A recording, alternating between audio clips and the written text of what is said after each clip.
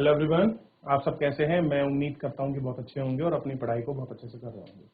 मैं आकाश कुमार बढ़ाना ICT virtual classroom में आपका बहुत बहुत स्वागत करता हूं मेरे प्यारे बच्चों। जैसा आपको पता है कि हमारी 9th क्लास है और 9th क्लास में हम लोग देख रहे हैं चैप्टर नंबर 2 और इसमें बात करें संविधान आपका निर्माण की। इस चैप्टर को हम लोग देख रहे थे।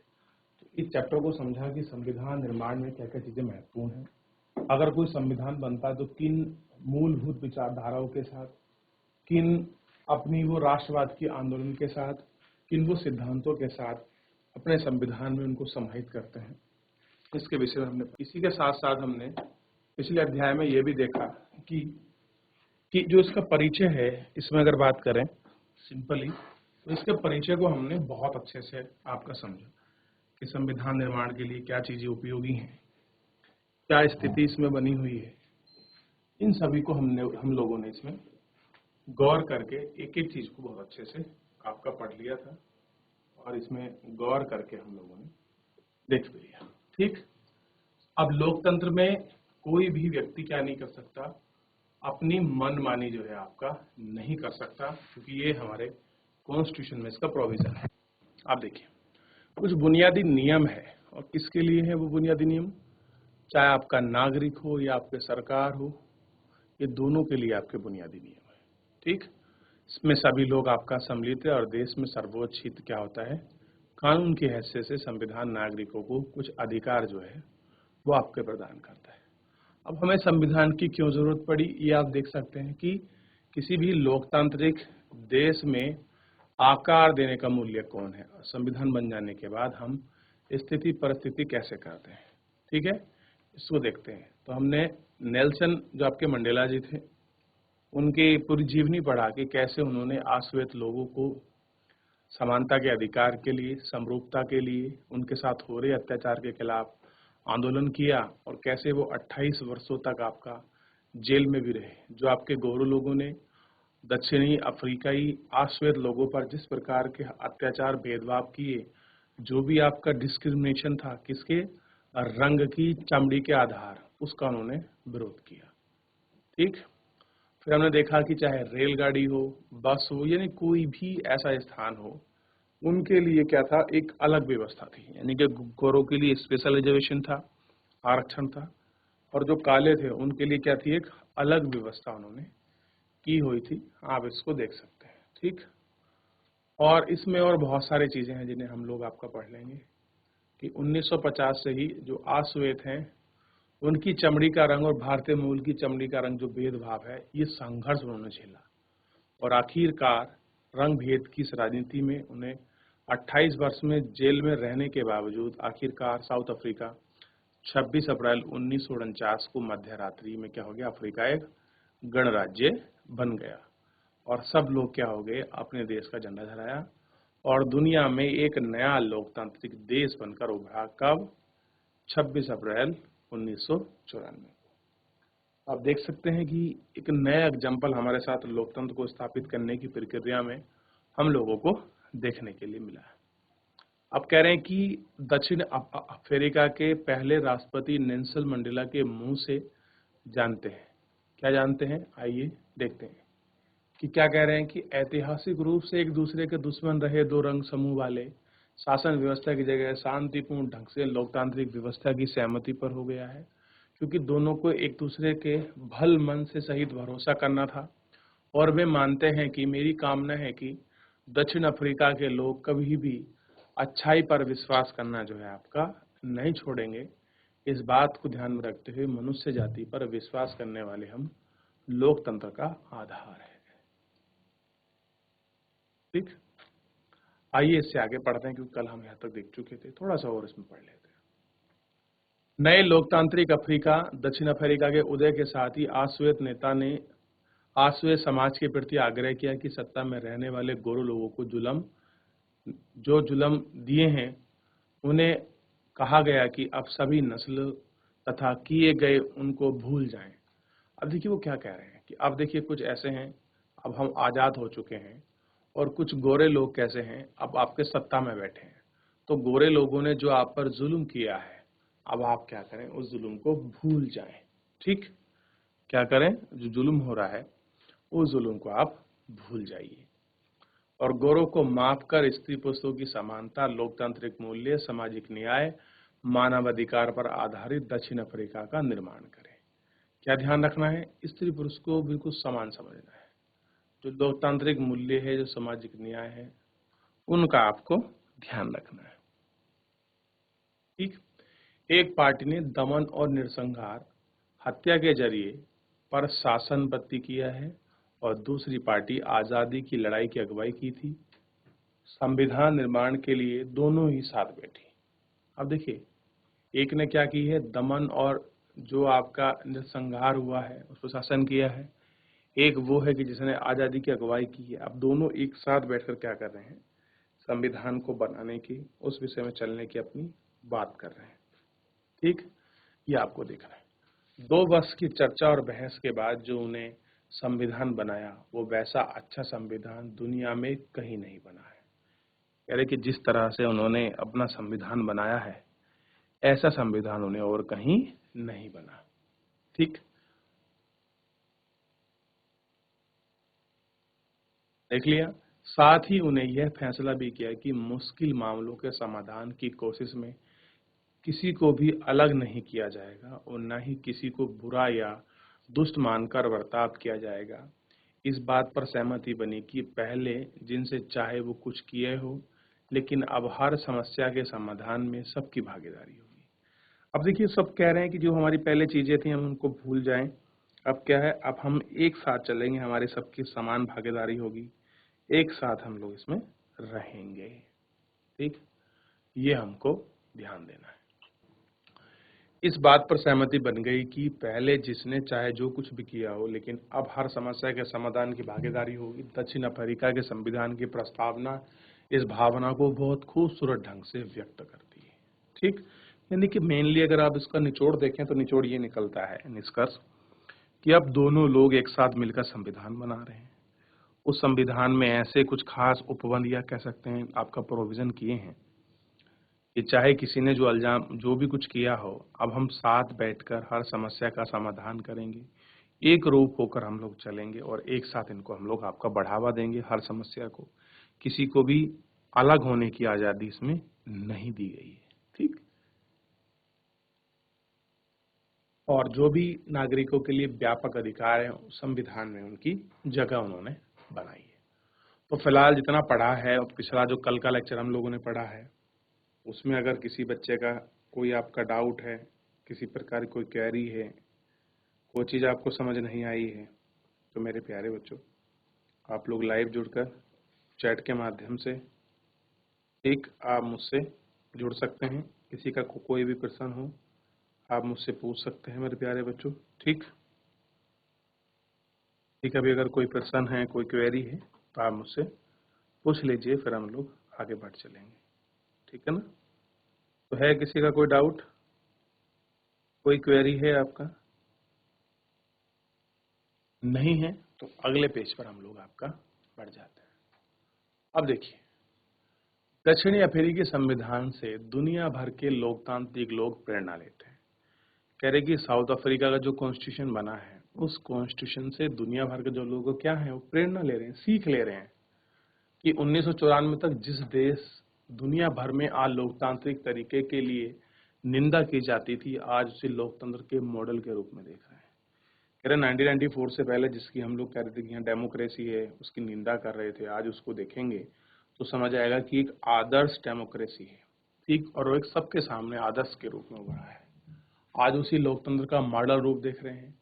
यह काम अफ्रीकी लोगों द्वारा साथ रहने, साथ काम करने, दृढ़ निश्चय और पुराने कड़वे अनुभव को आगे इंद्रधनुष समाज बनाने में सब एक रूप में प्रयोग कर समझदारी दिखाने के कारण संभव हुआ है। एक बार फिर नेल्सन मंडेला के शब्द में यही सब बातें समझें।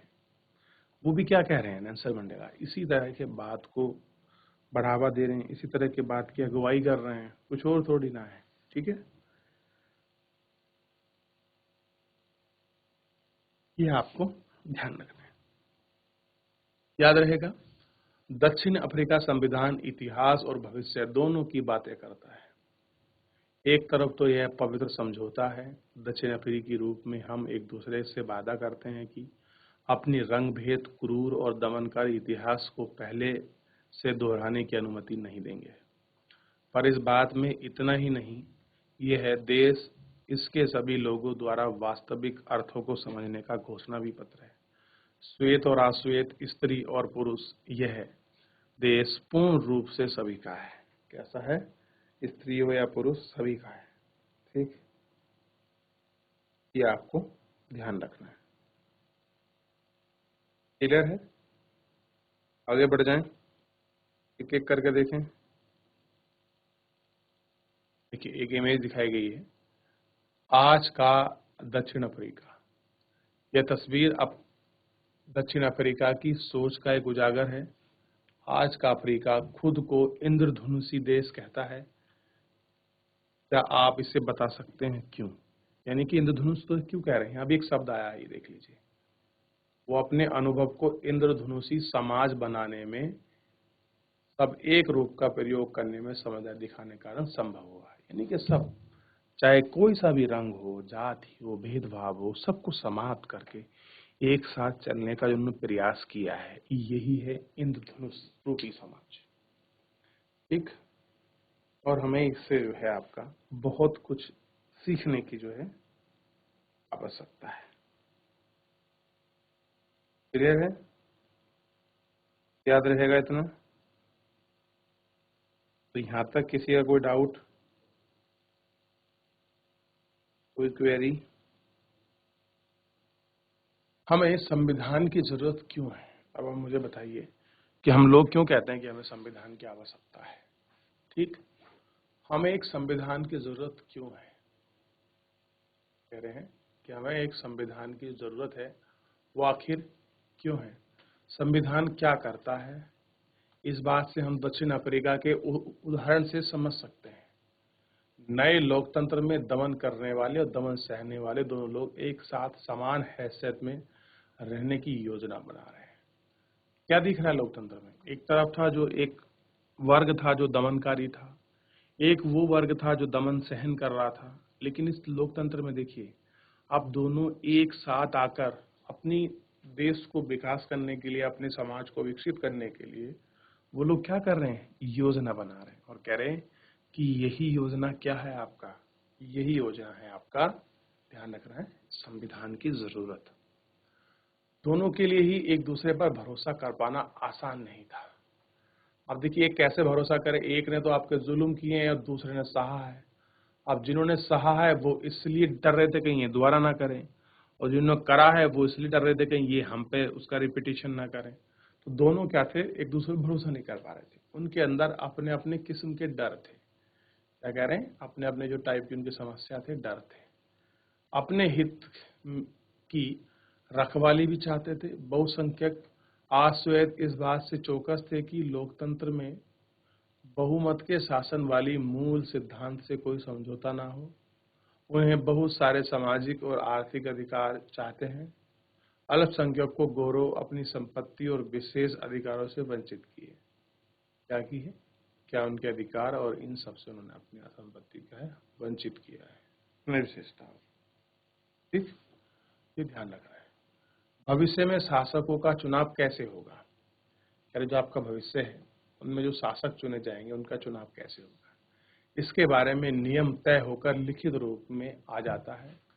चुनी हुई सरकार क्या कर सकती है और क्या नहीं कर सकती, लिखित रूप में मौजूद है। इन्हीं लिखित नियमों नागरिकों के अधिकार भी होते हैं, पर ये नियमित काम करते हैं। जीत आने वाली इन सभी आसानी चीजों से नहीं बदलते हैं। दक्षिण अफ्रीकी लोग इन्हीं चीजों का इंतजार किया है।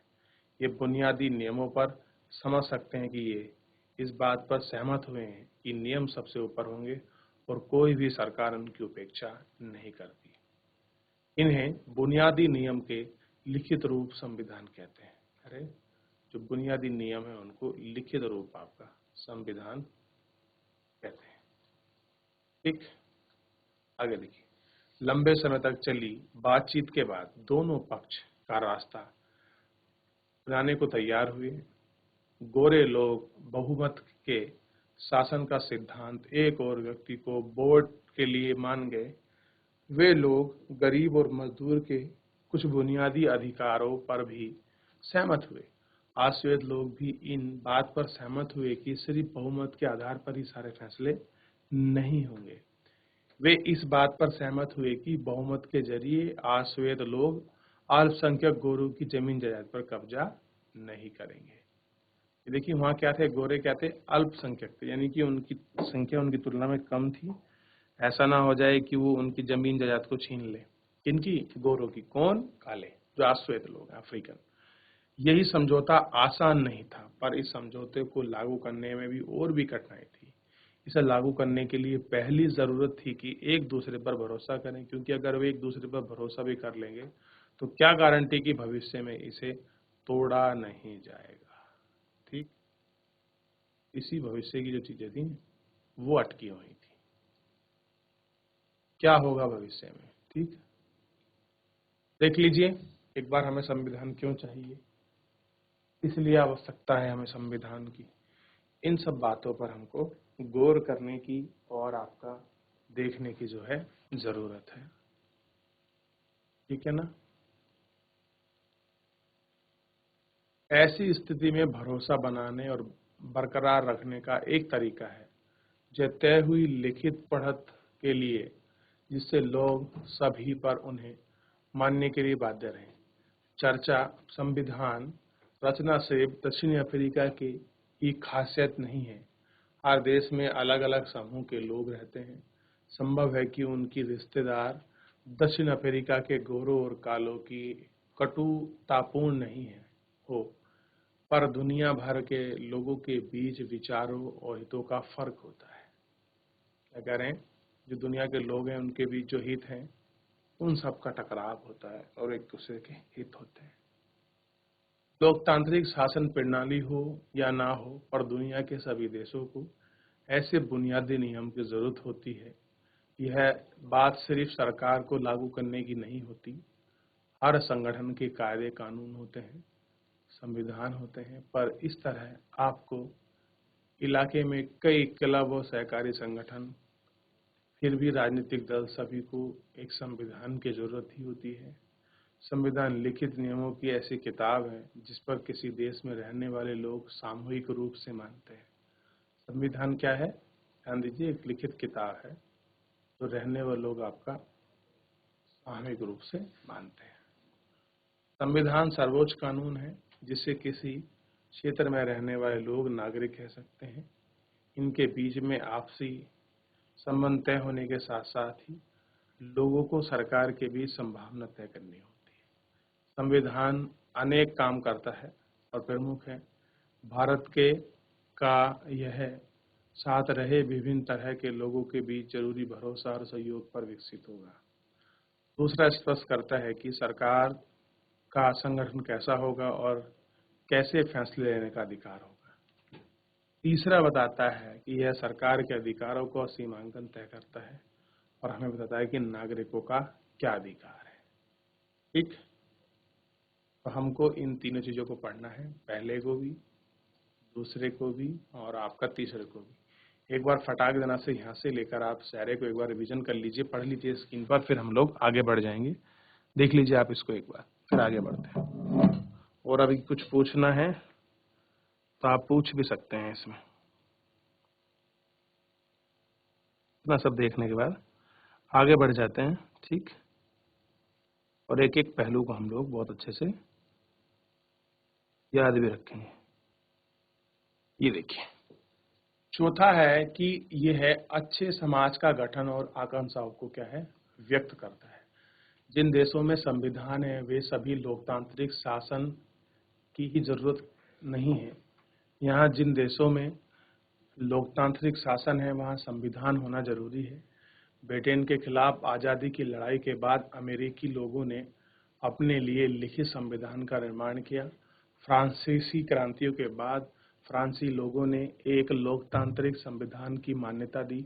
इसके बाद ही यह प्रचलन हुआ कि एक हर लोकतांत्रिक शासन व्यवस्था में एक लिखित संविधान होगा। किसका? फ्रांसीसी क्रांति के बाद ही। ठीक, एक लोकतांत्रिक संविधान को मान्यता मिली है। ठीक है, किसी का कोई भी डाउट बनेगा तो इसमें आप मुझसे पूछ लेंगे। तो हमने इन सभी को बहुत अच्छे से देख लिया और सारी चीज़ों पर हमने बहुत अच्छे से हमने आपकी चर्चा भी की कि हमें संविधान की क्यों ज़रूरत है। ठीक, इन पर हमने गौर भी करा। ठीक, अब थोड़ा सा हम लोग आगे देख लेते हैं। ठीक है, अब जो इसमें चीज़ है वो महत्वपूर्ण क्या है, ये देखिए। थोड़ा सा इसमें महत्वपूर्ण को हम देख लेते हैं कि क्या किन चीज़ों पर हम उनको महत्वपूर्ण समझ रहे हैं। महत्वपूर्ण देख लीजिए। 3.2 भारतीय संविधान का निर्माण। भारतीय संविधान के निर्माण की भी जो कुछ छोटी सी एक झलक है वो हमें यहाँ दिखाई देगी, लेकिन आप उससे पहले सरदार वल्लभ भाई पटेल को पढ़ लीजिए। 1875 में इनका जन्म हुआ, 1950 में इनकी मृत्यु हुई। जन्मे हैं गुजरात में, अंतरिम सरकार के गृह मंत्री रहे, सूचना प्रसारण मंत्री थे, वकील थे, बार लोधी किसान सत्याग्रह के नेता बने और भारतीय रियासतों को विलय करने में आपका निर्णायक भूमिका निभाई और देश के पहले उप प्रधानमंत्री हमारे ये हमको मिले। दूसरा देखिए, नाम है, एक विदुषी महिला है सरोजनी नायडू। इनका जन्म कब हुआ? 1879 में हुआ, 1949 में मृत्यु हो गई। आंध्र प्रदेश की रहने वाली थी, कवयित्री थी, लेखक थी, राजनीतिक कार्यकर्ता थी, कांग्रेस के अग्रणी नेताओं में से थी और ध्यान रखना है उत्तर प्रदेश की प्रथम राज्यपाल थी। तो ये दो व्यक्तियों का हमने जो जीवन परिचय है वो आपका हमने इसके अंतर्गत देख लिया है। ठीक है, हमको ध्यान रखना है। आइए आगे बढ़ते हैं। दक्षिण अफ्रीकी संविधान की तरह भारत का संविधान भी बहुत कठिन परिस्थितियों के बीच बना है। कैसा बना है? बहुत सारी ऐसी कठिन परिस्थितियां हैं जिनके बीच तैयार हुआ है। भारत जैसे विशाल और विविधता से भरे देश में संविधान बनाना आसान नहीं था। भारत के लोग गुलामी की हैसियत से निकलकर नागरिक की हैसियत पाने जा रहे थे। देश ने धर्म के आधार पर बंटवारे, भाषाई विभाषिक झेलती थी। भारत और पाकिस्तान के लोगों के लिए बंटवारा भारी बर्बादी और दहलाने वाला अनुभव था। देखिए, जब भारत और पाकिस्तान का बंटवारा हुआ तो बहुत ही दहलाने वाला अनुभव इन लोगों ने फेस किया है। विभाजन से जुड़ी हिंसा और सीमा के दोनों तरफ कम से कम 10 लोग मारे जा चुके थे। एक बड़ी समस्या और भी थी, अंग्रेजों ने देसी रियासतों के शासकों को आज़ादी दे दी थी। वे भारत या पाकिस्तान जिसमें अच्छा हो अपनी हैसियत से विलय कर लें, ये स्वतंत्रता दे रहे हैं। इन्हीं रियासतों का विलय मुश्किल और अनिश्चित भरा काम था। जो लिखित संविधान जा रहा है वह देश के भविष्य में इतना सुरक्षा और चैन नहीं भरा लगता जितना आज है। संविधान निर्माताओं को देश वर्तमान और भविष्य की चिंता थी। कह रहे जो आपके हमारे संविधान निर्माता थे उनको क्या थी? देश और भविष्य की चिंता थी। तो आप इसको समझ सकते हो कि कैसे इन लोगों को देश और भविष्य की चिंता जो थी वो आपका खा रही थी, और आप इस पर गौर भी कर सकते हो। अब बात करेंगे संविधान निर्माण का रास्ता।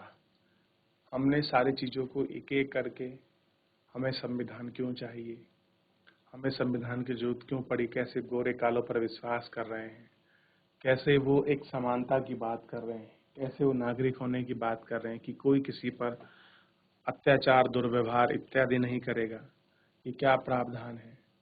रेलगाड़ी, बसों में कैसे डिस्क्रिमिनेशन हो रहा था, कैसे इतने वर्षों के 28 वर्षों के जेल में रहने के बाद नेल्सन मंडेला वहाँ के राष्ट्रपति बने और उन्होंने क्या अभिभाषण दिया। दक्षिणी अफ्रीका में लोगों में कैसे रंगभेद के खिलाफ लोगों के साथ षड्यंत्र था, ये हमने देखा और परिचय को हमने पढ़ा। तो ये सारी चीज़ों को हम लोग आपको एक एक करके जो है बहुत अच्छे से पढ़ चुके हैं, बहुत अच्छे से देख चुके हैं। कोई भी कमेंट है, कोई चीज़ आपको समझ नहीं आई है मेरे प्यारे बच्चों, तो आप मुझसे लाइव जुड़कर चैट के माध्यम से एक अपनी अपनी क्वेरी को, अपने अपने प्रश्न को मुझसे पूछ सकता है। कोई भी स्कूल का कोई भी बच्चा, अगर किसी का कोई भी क्वेरी है, साउथ अफ्रीका की जो लोकतांत्रिक यात्रा है उसमें कोई चीज़ आपको समझ नहीं आई है, या फिर संविधान निर्माण के लिए हम किस तरह की चीज़ों को पढ़ रहे हैं उससे कुछ आपको डिफरेंट दिखाई देता है, तो आप मुझसे पूछ सकते हैं। क्लियर है?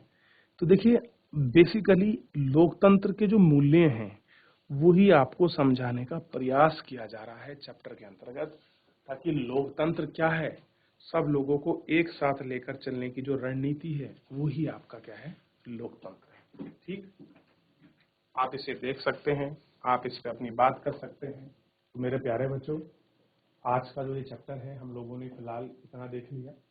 इसमें अगर डाउट है तो आप एक बार घर जाकर रिवीजन कर लीजिए, कुछ भी बनता है तो आप मुझसे नेक्स्ट लेक्चर में जोड़ लीजिए।